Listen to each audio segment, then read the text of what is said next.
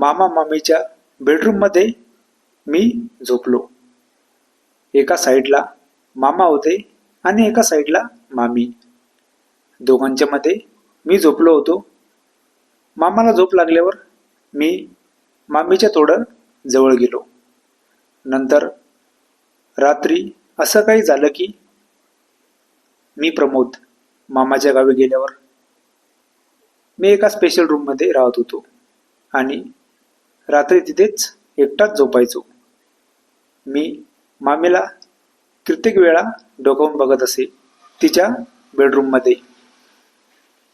मामीला सर्व काही कळाले होते, पण ती मला काही बोलली नाही. एक दिवस खूप पाऊस सुरू होता.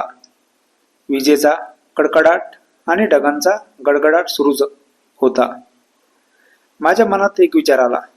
मी लगेच मामाच्या बेडरूमकडे गेलो आणि मामा मम्मीला म्हणालो, मला एकट्याला भीती वाटत आहे, आज मी इथे झोपतो. मामा हो म्हणाले. मी मामीकडे थोडं वेगळं बघितलं आणि थोडा इशारा देताच मामीला सर्व कळाले. मी आता दोघांच्या मध्ये होतो आणि नंतर मामीसोबत